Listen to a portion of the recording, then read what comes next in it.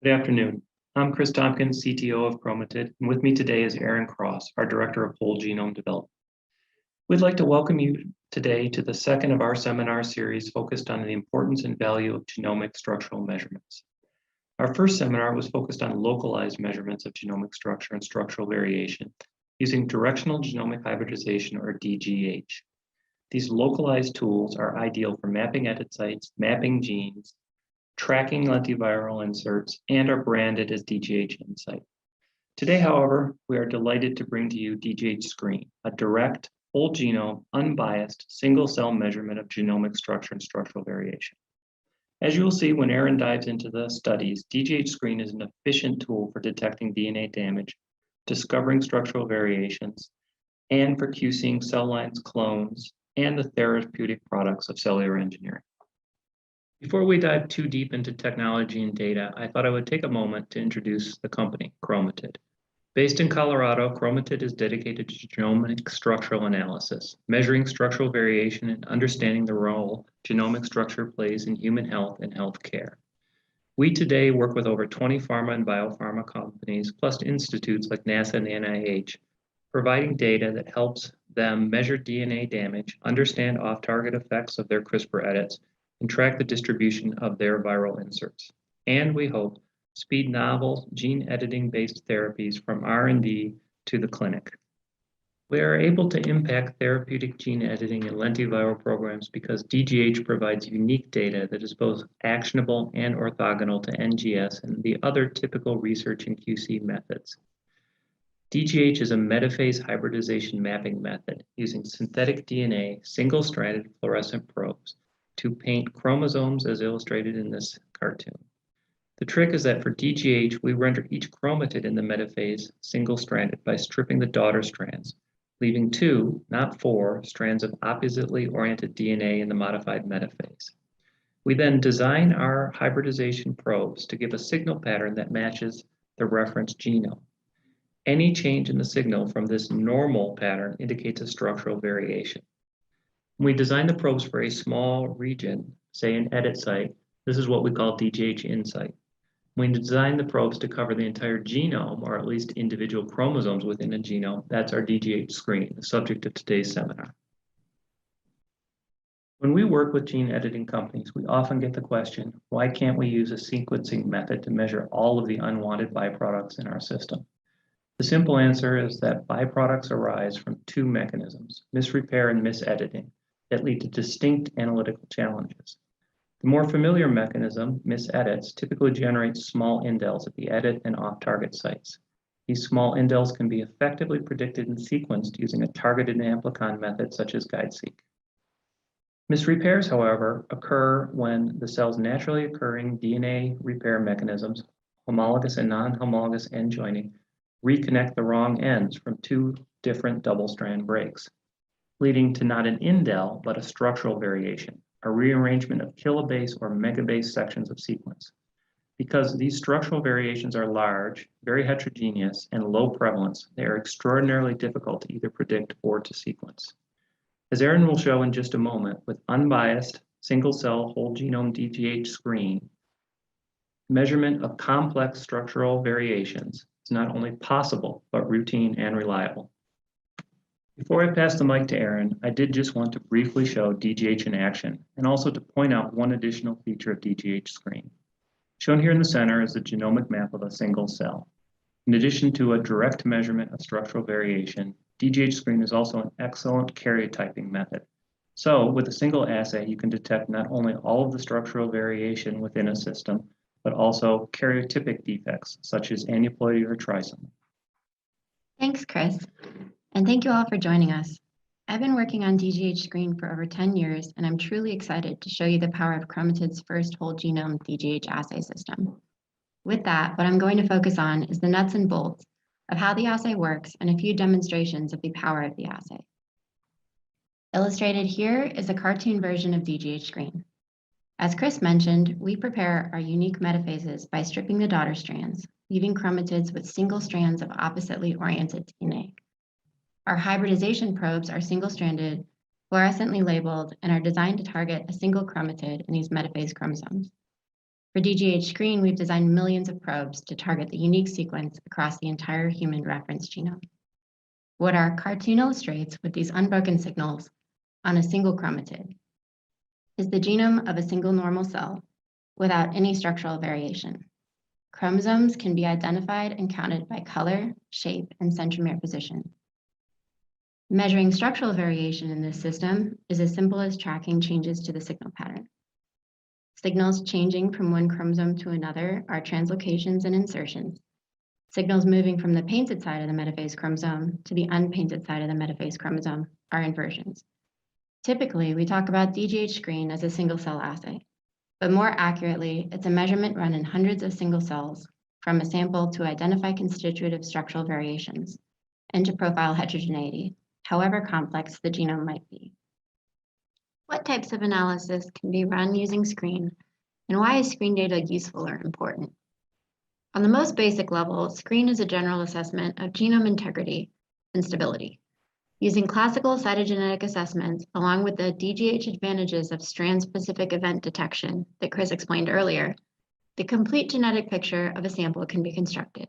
The per-cell variant profile, which includes both random events as well as clonal events, can be analyzed for the population-level reporting of germline events and any subclonal outgrowth or mosaicism present in the genome, alongside the overall rate of background misrepair happening in the cell.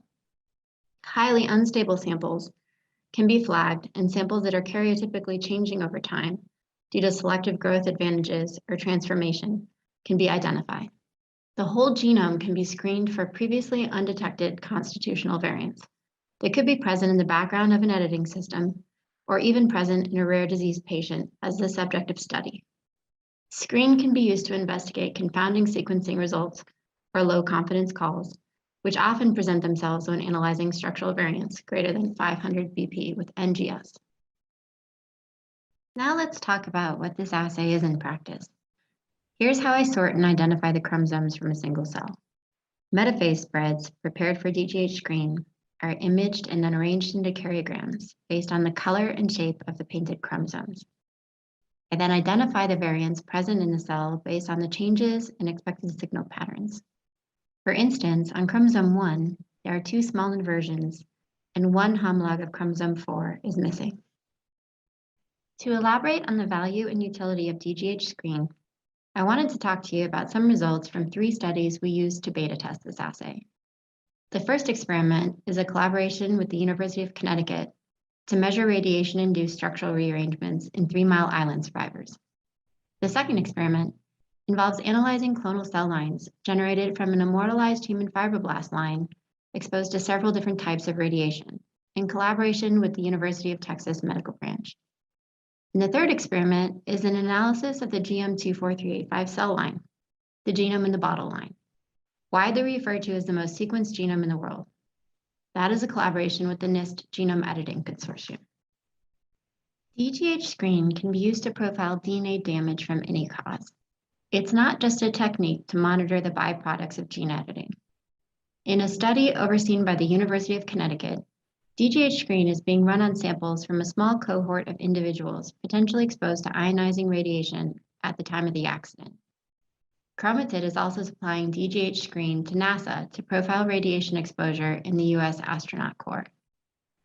From data gathered in previous studies, it is known that structural variations present in the genome as a result of radiation exposure, especially inversions, persist and are measurable in the blood of affected individuals. The traditional method of biodosimetry is to measure structural variants on a small subset of the genome and extrapolate to the rest of the genome. This data comes from the respective biodosimetry study performed on exposed US atomic veterans and shows the dose calibration curve generated in control samples. An early version of dGH screen used dGH chromosome paints 1, 2, and 3 in a single color biodosimetry assay, as shown in the image on the left.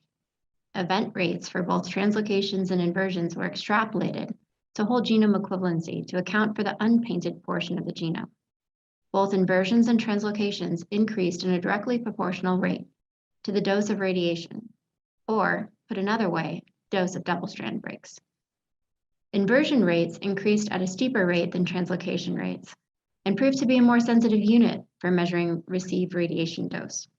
The ability of dGH screen to add inversion rates, even in a limited study like this, dramatically increases the sensitivity of traditional biodosimetry techniques. While this was a successful technique, imagine what could be done with a whole genome assay. We move now to some of the data generated from the 3 Mile Island study samples. The image on the left shows the metaphase spread before sorting in karyogram organization.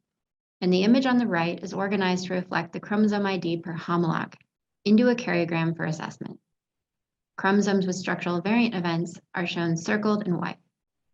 A reciprocal translocation between chromosomes 7 and 14 was observed in this cell, along with several inversions and sister chromatid exchanges.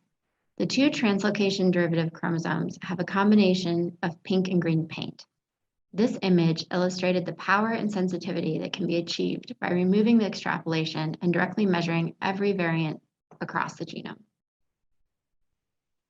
Chromatid is currently collaborating with the University of Texas Medical Branch in Galveston to provide structural variant data for clonal derivatives of individual human cells surviving ionizing radiation exposure. For this second use case, I'd like to show you the dGH screen results from one of the clones. The karyograms here are from two separate cells, in a clone derived from a sample irradiated with an iron source.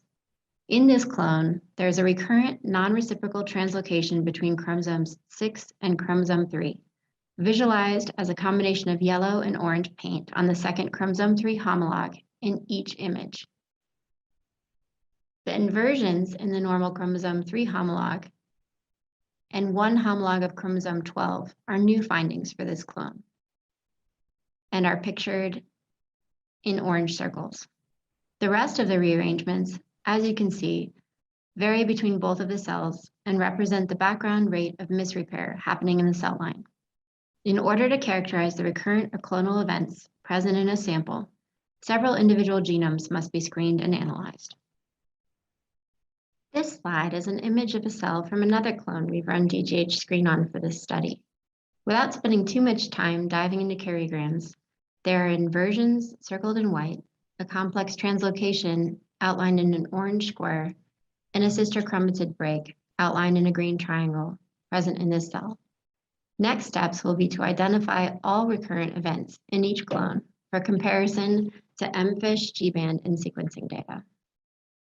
The first two cases, which I've just briefly touched on, are simple illustrations of the power of dGH screen. However, there is no limit to the level of structural heterogeneity, complexity, differentiation, or transformation that we can measure with dGH screen.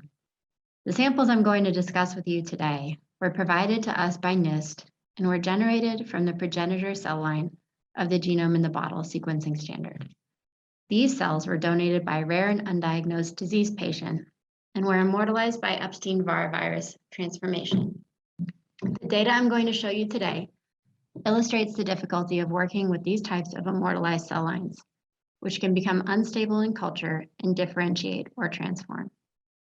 The first set of dGH screen data generated on this cell line at passage 12 had a wide array of both recurrent and random variation present, along with some complex events, hinting at genomic instability. Circled in white is an additional observation seen in just over 60% of the cells, a prominent size difference between homologs, indicating a potential defect in chromosome condensation, also associated with genomic instability. Circled on chromosome 8 is a constitutive inversion observed in almost every cell. It's one of 34 inversions seen above 8% prevalence in this cell line at passage 12. Aneuploidy was observed in just over 20% of the cells. By passage 18, we are seeing a much different picture. Some of the same structural events were present as a theme, but there was a drastic increase in the rates of complex structural variants and aneuploidy present in the cell line. Pictured here and circled in white is a triradial chromosome 16 with a partially truncated chromosome 16 fragment. We also saw centromere spindling across several chromosomes, including chromosome 16. Centromere spindling is also tied to defects in chromosome condensation. And the size difference between homologs we observed in passage 12 at just over 60% of the cells was observed in over 90% of the cells by passage 18. Aneuploidy, mainly chromosome loss, had increased prevalence from 20% of the cells at P12 to just shy of 50% of the cells in P18. In the karyogram pictured on this slide, homologs of chromosomes 10, 14, and 19 are all missing. Chromosome 16 in particular was highly unstable, and events of every type were present. Examples of the recurrent inversions, translocations, whole arm deletion, triradial formation, and the centromere spindling referred to earlier are all depicted on this slide. Interestingly, the number and prevalence of inversions changed dramatically between the two passages.